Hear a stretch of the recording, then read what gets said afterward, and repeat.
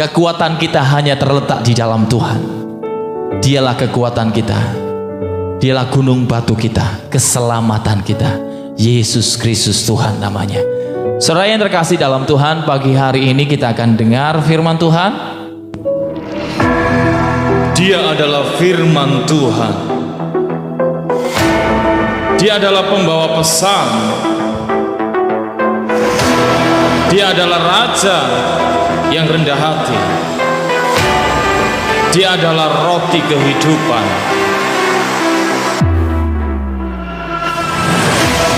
Dia ditolak, diabaikan, dibenci, dicambuk, dia disalibkan dan dikuburkan, tetapi maut tidak berkuasa mengalahkannya. Penebus kita, juru selamat kita, kebenaran kita, dia berkuasa, dia mulia, dia ditinggikan. Tuhan kita telah bangkit. Haleluya, haleluya. Tuhan kita bangkit, Tuhan kita hidup, Tuhan kita berkuasa. Saudara yang terkasih dalam Tuhan, pagi hari ini saya ambil tema di dalam 1 Petrus 1 ayat yang keempat. 1 Petrus 1 ayat yang keempat. Di situ dikatakan, saya berikan judul masa depan dalam kekekalan. Saya dan saudara punya masa depan, amin. Kita punya masa depan, kita punya harapan. Bukan hanya masa depan di dalam dunia ini, bukan hanya masa depan di dalam kita hidup saat ini, bukan hanya untuk hidup sekarang ini, tapi masa depan. Firman Tuhan katakan masa depan di dalam kekekalan. Ada firman Tuhan mengatakan ibadah itu mengandung janji. Oleh sebab itu jangan pernah tinggalkan ibadah, saudara. Kalau saudara sudah mengambil komitmen untuk hidup di dalam ibadah, untuk hidup senantiasa ambil bagian di dalam sebuah ibadah, baik di gereja maupun ibadah-ibadah online. Kalau kita menghargai sebuah ibadah, kalau kita meresponi sebuah ibadah, dan kita hidup di dalam ibadah, firman Tuhan katakan gini, ibadah itu mengandung janji untuk hidup saat ini dan juga untuk hidup akan datang. Bukan hanya saat ini kita di dunia aja kita diberkati Tuhan. Jaminan keselamatan, jaminan berkat Tuhan, jaminan pemulihan, sesuatu yang sempurna sampai kekekalan nanti. Pagi hari ini kita akan terima janji Tuhan, masa depan di dalam kekekalan. Dunia tidak bisa menjamin, saudara. Dunia tidak bisa menjamin. Mungkin dunia bisa menjamin yang namanya kekayaan di dalam dunia ini, semuanya itu bisa habis. Dunia bisa memberikan kehormatan, dunia bisa memberikan harta, dunia bisa memberikan kemewahan, tapi dunia tidak bisa memberikan kekekalan. Kekekalan hanya di dalam Yesus. Kekekalan hanya di dalam Tuhan. Kekekalan hanya di dalam ibadah. Ibadah mengandung janji-janji Tuhan. Oh haleluya. Pagi hari ini kita siap terima berkat firman Tuhan, hidup di dalam kekekalan, masa depan di dalam kekekalan. Oh haleluya. Kita akan lihat, kita akan buka di dalam 1 Petrus 1 Petrus 1 ayat yang keempat. 1 Petrus 1 ayat yang keempat dikatakan, untuk menerima suatu bagian yang tidak dapat binasa. Saya sekarang, saudara sekarang, orang-orang yang percaya, kita akan menerima sesuatu bagian yang tidak dapat binasa, yang tidak dapat cemar, dan yang tidak dapat layu, dan tersimpan di sorga bagi kamu. Saudara yang terkasih dalam Tuhan, pagi hari ini kita menerima sesuatu bagian. Apa itu? Mungkin kita tidak tahu sekarang. Oh, kita belum terima apa-apa. Saya mengenal Tuhan, saya percaya Tuhan, saya tidak terima apa-apa. Masalah tetap ada, tantangan tetap ada. Saudara yang terkasih di dalam Tuhan, yang kita terima tidak dapat binasa. Kalau kita terima berkat, mungkin materi, jabatan itu bisa habis, uang itu bisa habis, saudara. Jabatan itu ada waktunya jabatan kita habis. Kekayaan bisa sirna, Semua apa yang kita terima di dunia ini semuanya bersifat sementara. Tapi janji firman Tuhan untuk menerima sesuatu bagian yang tidak dapat binasa. Artinya ini bicara tentang kekekalan, saudara. Saat terima Yesus, saudara percaya Tuhan, saat saudara beribadah kepada Tuhan, saudara mendapat bagian yang tidak dapat binasa. Apalagi yang kedua, tidak dapat cemar, gak bisa dicemari. Apa yang kita terima itu kudus dari Allah. Apa yang kita terima itu kudus dari Allah, tidak dapat cemar. Yang ketiga, yang tidak dapat layu. Apa yang kita terima? Kekuatan. Apa yang kita terima? Semangat. Apa yang kita terima? Power. Dunia tidak memiliki semangat, dunia tidak memiliki power, sehingga mereka tidak punya masa depan. Tapi saya dan saudara tidak dapat layu bagaimanapun keadaannya. Oh, sekarang musim kemarau, oh sekarang musim penghujan, oh sekarang musim lagi tidak tentu, tidak bisa ditentukan dan sulit diprediksi. Tapi saya dan saudara, janji Tuhan, saya dan saudara tidak dapat layu. Kita tetap semangat, kita tetap kuat, kita punya kekuatan, power, Roh Kudus. Kemarin kita bicara Roh Kudus, saat ini kita sambung. Roh Kudus itu memberi kekekalan buat saya dan saudara. Yang tidak dapat layu, yang tersimpan di mana? Di mana, saudara? Tersimpan di sorga bagi kamu. Tersimpan, berkat kita itu aman, saudara. Kita akan lebih dalam lagi. Kita akan lebih masuk lagi. Tuhan Yesus menyatakan bahwa setiap orang percaya ini bicara tentang pengikut Kristus. Saya pengikutnya, saudara pengikutnya adalah bukan berasal dari dunia ini. Saya dan saudara pengikut Kristus, orang Kristen, percaya di dalam Tuhan, percaya di dalam Yesus. Saya dan saudara bukan berasal dari dunia ini. Wow, sombong ya saudara, sombong. Ini bukan sombong, ini yang namanya memegahkan di dalam Tuhan. Kita memegahkan diri di dalam Tuhan. Karena apa? Tuhan yang memberikan kita kekuatan. Saudara yang terkasih dalam Tuhan, saya orang percaya, saudara orang percaya, kita orang Kristen, pengikut Kristus, bukan berasal dari dunia ini, bukan. Kenapa kok orang Kristen banyak dibenci orang? Kenapa kok orang Kristen dibenci oleh dunia? Ya memang, saudara, karena kita bukan dari bagian dunia.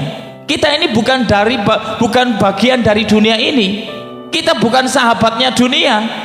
Saya dan saudara ini bukan berasal dari dunia. Makanya oleh sebab itu kita dimusuhi, kita dibenci. Ya, saat kita ibadah, kita nyanyi-nyanyi, ada yang kepanasan, ada yang tidak seneng. Kita menyembah Allah yang hidup, Allah yang memberikan suatu bagian yang tidak didapat binasa, yang tidak dapat cemar, yang tidak dapat layu, yang tersimpan di sorga bagi kamu. Yesus menyatakan setiap orang percaya, pengikutnya adalah bukan berasal dari dunia ini, bukan. Kenapa kok dunia membenci saya? Kenapa kok dunia menolak saya? Kenapa dunia kok sirik dengan kita? Karena kita bukan dari dunia. Kita buka ayatnya ya. Yang ngomong sesat biarlah tersesat ya. Kita ngomong ada dalil, saudara. Buka di dalam Alkitab. Orang percaya bukan berasal dari dunia. Di dalam Yohanes 17 ayat yang ke-16 dalilnya di sini. Yohanes 17 ayat yang ke-16. Mereka bukan dari dunia, sama seperti aku bukan dari dunia.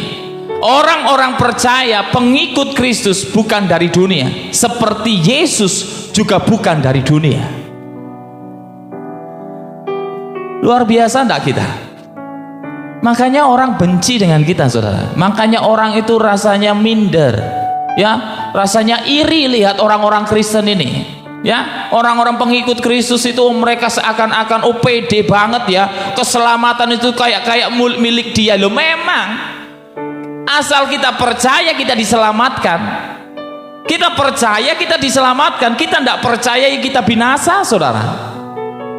Memang orang Kristen ini pede hidupnya. Karena apa? Ada yang jamin, bukan kepedean, bukan ya, bukan sombong, bukan kepedean, tapi memang kita ini dijamin. Yang jamin siapa? Bukan main-main yang jamin, bukan Pak RT, bukan Pak RW ya, yang jamin bukan Pak Lurah, yang jamin bukan Bapak Presiden, bukan. Yang jamin raja di atas segala raja. Dia yang menjamin hidup saya dan saudara. Barang siapa percaya tidak akan binasa, tapi beroleh hidup yang kekal. Mereka bukan dari dunia, seperti aku bukan dari dunia. Dari pernyataan ini Tuhan Yesus hendak menegaskan bahwa orang percaya adalah orang-orang yang memiliki masa depan. Orang-orang yang memiliki masa depan, yang gilang gemilang. Kita punya masa depan yang cerah, bukan madesu ya saudara. Kita anak-anak Tuhan bukan punya masa depan suram, bukan. Tapi kita punya masa depan yang gilang gemilang.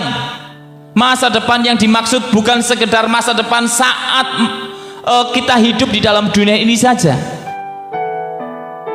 Bukan saat kita di dalam hidup kita di dalam dunia ini saja. Karena pada saat kita di bumi ini kan hancur, saudara. Ada waktunya bumi ini akan habis. Masa depan kita bukan hanya di dunia ini. Dunia ini bisa habis, dunia ini bisa hancur. Ada waktunya nanti dunia ini akan lenyap, saudara. Masa depan kita adalah di dalam kerajaan sorga. Kita akan baca di dalam 2 Petrus 3 ayat yang ke-10 sampai yang ke-11. 2 Petrus 3 ayat yang ke-10 sampai yang ke-11. Pada hari itu langit akan lenyap dengan gemuruh yang dahsyat, dan unsur-unsur dunia akan hangus dalam nyala api, dan bumi dan segala yang ada di atasnya akan hilang lenyap. Dunia ini akan binasa. Dunia ini ada batasnya. Dunia ini tidak selama-lamanya. Jadi jika segala sesuatu ini akan hancur secara demikian, betapa suci dan salehnya kamu harus hidup. Pada hari itu langit akan lenyap, dan gemuruh yang dahsyat, dan unsur-unsur dunia akan hangus dalam nyala api, dan bumi dan segala yang ada di atasnya akan hilang lenyap.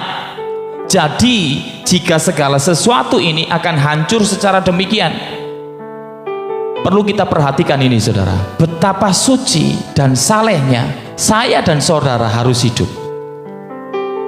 Oleh sebab itu ada firman Tuhan juga mengatakan, jangan pergunakan kemerdekaanmu untuk hidup di dalam dosa. Kerjakan keselamatanmu itu dengan takut dan gentar. Kalau dunia ini akan hancur, akan binasa, betapa suci dan salehnya kamu harus hidup. Saya dan saudara itu harus menjaga kekudusan. Saya dan saudara ini sudah dipindahkan dari dalam gelap kepada terangnya yang ajaib. Di bawah kutuk dipindahkan ke dalam berkat-berkat Tuhan, di dalam pengharapan di dalam Yesus. Kita harus berjuang, kita harus terus melangkah bersama dengan Tuhan. Dunia ini akan hancur. Secara demikian betapa suci dan salehnya kita harus hidup. Jaga hidup kita, kita tetap jaga hidup kita. Shalom Pendeta Noman, selamat bergabung pagi hari ini. Masa depan yang sesungguhnya bagi orang percaya adalah hidup di dalam kemuliaan. Saya hidup dalam kemuliaan Tuhan. Saudara hidup di dalam kemuliaan Tuhan. Kenapa kok orang Kristen tetap bersyukur? Kenapa kok orang percaya ada masalah tetap mengucap syukur? Karena kita hidup dalam kemuliaan. Amin, saudaraku. Karena kita hidup di dalam kemuliaan, yaitu kerajaan sorga. Sorga itu bukan bicara nanti, saudara. Nanti kita masuk sorga memang. Saat ini, saat kita hidup di dalam dunia ini, ada doa Bapa kami di bumi seperti di sorga. Saat kita masih ada di dalam dunia ini, kita bisa merasakan suasana sorga kalau kita hidup di dalam kemuliaan Tuhan.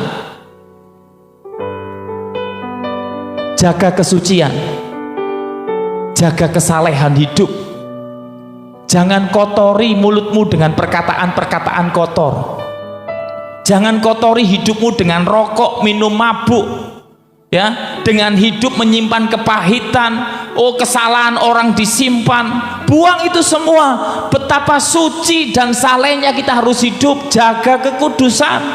Kekudusan ini bukan bicara hal yang remeh. Kekudusan ini bicara tentang hal yang besar. Kemuliaan itu harus ada yang namanya kekudusan. Jaga hidupmu, jaga mulutmu, jaga hatimu, jaga perilakumu, tindakanmu, pikiranmu. Jaga.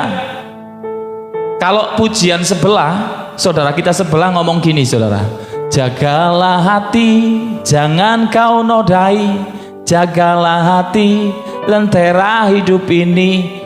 Orang yang bisa menjaga hati, hidupnya pasti bercahaya. Amin. Orang yang bisa menjaga hati, hidupnya pasti bercahaya. Karena apa? Hidup dalam kemuliaan, yaitu kerajaan sorga. Sorga di dalam dunia ini, di bumi seperti di sorga. Sebagaimana yang Tuhan Yesus katakan di dalam Yohanes 14 ayat yang kedua sampai yang ketiga. Yohanes 14 2 sampai yang ketiga. Di rumah Bapakku banyak tempat tinggal. Jika tidak demikian, tentu aku mengatakan kepadamu, sebab aku pergi ke situ untuk menyediakan tempat bagimu. Dan apabila aku telah pergi ke situ dan telah menyediakan tempat bagimu, aku akan datang kembali dan membawa kamu ke tempatku, supaya di tempat di mana aku berada, kamu pun berada. Saudara yang terkasih di dalam Tuhan, Dia lahir untuk saya, untuk saudara. Dia mati untuk saya, untuk saudara. Dia bangkit untuk saya, untuk saudara. Dia pergi ke sorga, menyediakan tempat, dan tempat itu banyak. Jangan khawatir, jangan sampai kita itu kehilangan semangat, ya. Jangan takut kehilangan tempat. Oh, nanti saya tidak tersedia tempat, nanti saya kehabisan tempat. Tidak. Di rumah Bapakku banyak tempat tinggal. Tuhan menyediakan banyak buat saya dan saudara. Rumah kita, rumah saya, rumah saudara sudah Tuhan siapkan. Tuhan pergi dan Dia akan datang kembali. Kita tidak bisa naik ke sorga, saudara, tanpa Tuhan. Tanpa Yesus kita tidak bisa naik ke sorga. Siapapun, tidak ada yang bisa naik ke sorga kalau bukan Tuhan yang jemput. Enaknya orang Kristen, nanti kita itu dijemput seperti anak yang pulang sekolah, ya, pulang pergi diantar oleh papanya, berangkat sekolah diantar, pulang juga dijemput oleh papanya. Saya nanti, saudara, juga akan dijemput. Kita akan pulang ke rumah Bapa bersama-sama dengan Yesus. Kita dijemput, kita tidak akan salah alamat, saudara. Ya, jangan takut salah alamat. Ya, kendaraan kita bukan kambing, kendaraan kita bukan sapi, kendaraan kita bukan hewan. Kita dijemput oleh Tuhan Yesus. Kita akan naik ke awan-awan. Ada pertemuan di udara, pertemuan yang manis. Saya rindu bertemu di sana, jauh di udara. Kita akan bertemu nanti bersama-sama dengan Tuhan, hari pengangkatan, hari kebangkitan, dan kita akan masuk dalam kerajaan sorga. Karena apa? Saya dijemput, saudara dijemput. Jangan takut salah alamat. Kita tidak akan keliru. Kita masuk dalam kerajaan sorga karena yang punya sorga menjemput saya dan saudara. Siapa yang punya sorga? Yesus. Dia datang dari sorga. Yesus bukan dari dunia ini. Orang percaya, saudara dan saya juga bukan dari dunia ini. Kita berasal dari sorga. Kita akan kembali ke sorga. Ya, hari ini banyak yang kepanasan, saudara. Kalau kita bicara masalah sorga, bicara masalah kepastian, bicara tentang kepastian keselamatan, oh banyak yang kepanasan. Ya, istri saya sampai bisukan banyak orang itu. Tidak apa-apa, Kak Kristi kalau bisa bantu tidak apa-apa. Kak Kristi itu moderator sekarang. Ya, saya jadikan moderator Kak Kristi. Bantu ya, bantu. Bisa dibisukan tidak apa-apa. Kalau memang kata-katanya menghujat, terlalu jorok, langsung diblokir aja tidak masalah. Berbicara tentang masa depan di dalam kekekalan, Rasul Petrus menyatakan di dalam ayat nas kita 1 Petrus 1 ayat yang ketiga sampai yang keempat. 1 Petrus 1 ayat yang ketiga sampai yang keempat dikatakan, terpujilah Allah Bapa kita, Tuhan kita Yesus Kristus, yang karena rahmatnya yang besar telah melahirkan kita kembali oleh kebangkitan Yesus Kristus dari antara orang mati, kepada suatu hidup yang penuh pengharapan untuk menerima suatu bagian yang tidak dapat binasa. Saudara yang terkasih di dalam Tuhan, saya menerima Yesus, saudara menerima Yesus, kita mati dan kita bangkit bersama-sama dengan Tuhan. Saat Tuhan Yesus bangkit, saya dan saudara dilahirkan kembali. Saya hidup baru, saudara hidup baru. Yang lama sudah berlalu, yang baru sesungguhnya sudah datang. Orang yang hidup di dalam Tuhan harus lahir baru, yang karena rahmatnya yang besar, kasihnya yang besar telah melahirkan kita kembali. Saya dan saudara dilahirkan kembali. Kita ini bukan ciptaan lama, kita ini ciptaan baru. Kita lahir baru di dalam Tuhan. Saat kita mengatakan, oh Tuhan, aku percaya kepada Yesus, aku percaya kelahirannya, aku percayakan kematiannya, aku percaya kebangkitannya, aku percayakan kenaikannya. Saat itu kita dilahirkan kembali. Hidup kita menjadi baru. Yang dulunya di dalam kegelapan, saat ini dipindahkan ke dalam terangnya yang ajaib. Yang dulunya di bawah kutuk, mungkin ada kutuk yang namanya kutuk keturunan, ada kutuk yang namanya kutuk tidak bisa berhasil. Dunia ini penuh dengan kutuk. Kita dilahirkan kembali. Kita bukan di bawah kutuk, tapi kita di bawah kasih anugerah Tuhan. Orang yang lahir baru, hidupnya pasti di bawah berkat Tuhan. Amin. Tidak ada kutuk, tidak ada kemalangan. Yang ada adalah keberhasilan. Saudara, saya mau bersaksi ya, saya mau bersaksi. Beberapa hari yang lalu, saya bersaksi kalau saya kena tipu. Ya, ada paket, ternyata paketnya atas nama saya. Ternyata saya tidak beli, saudara. Sejumlah 300.000 paket itu. Saudara ingat?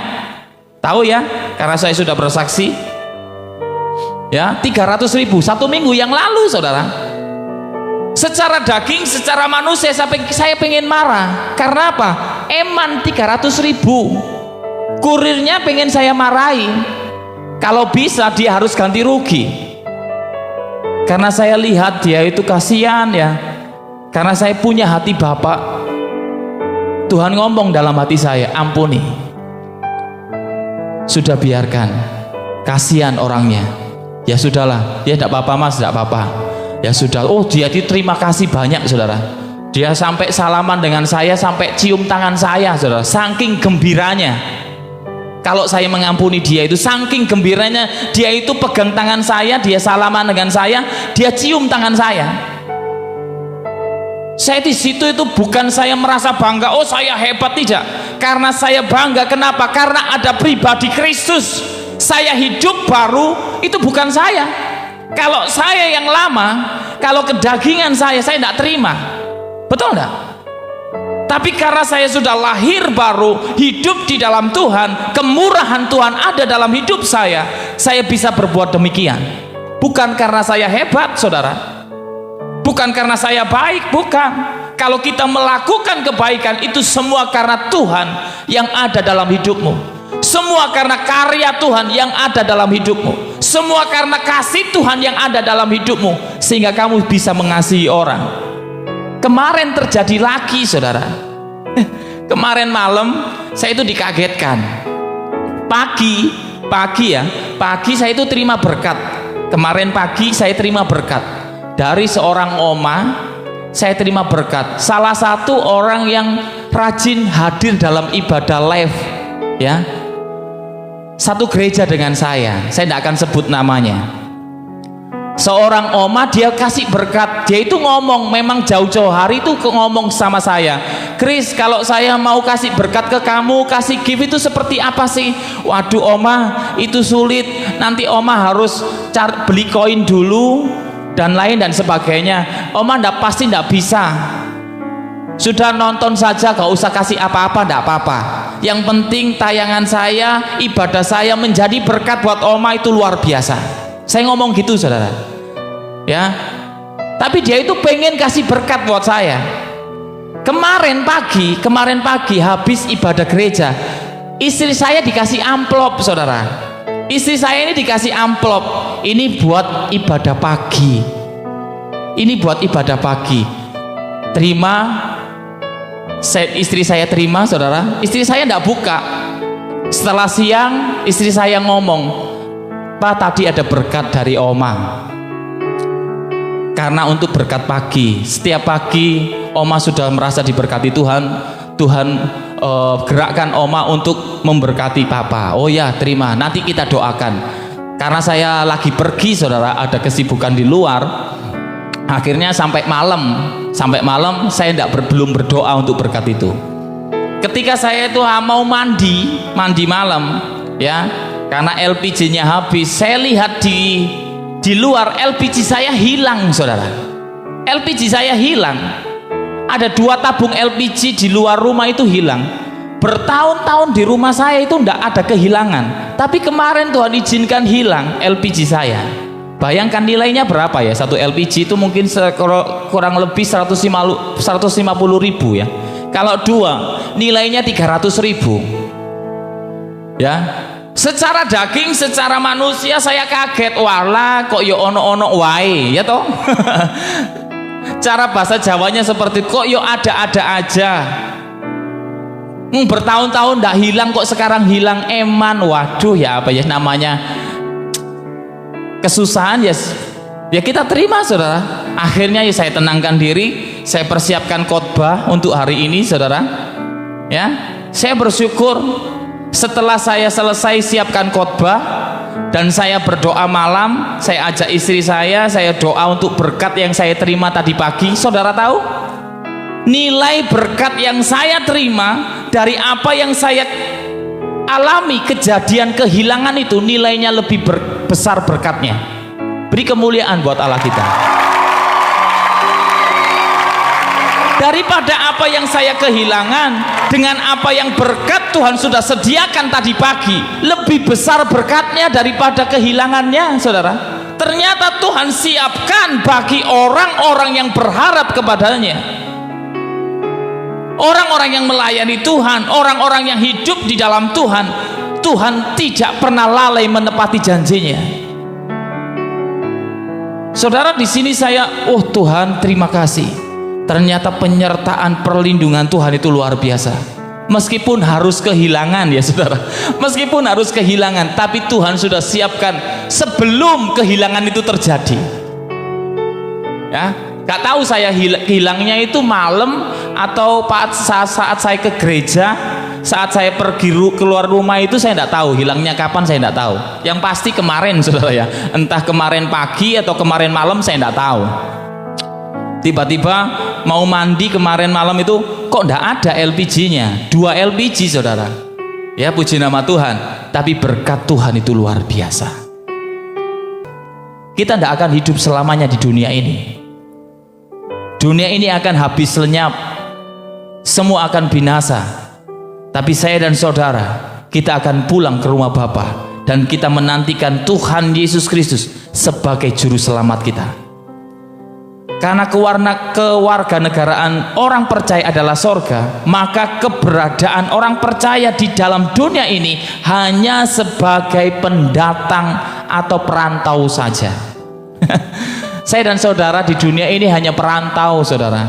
Makanya kita itu dikucilkan, betul enggak? Makanya kita itu dipandang sebelah mata, Kita itu bukan berasal dari dunia ini, kita bukan pemilik dunia ini, makanya kita dibenci. Banyak orang tidak senang dengan orang Kristen. Orang nyanyi-nyanyi dihina, orang membacakan firman, membicarakan keselamatan, membicarakan kasih dihina. Kita dicocokkan, tapi tidak masalah.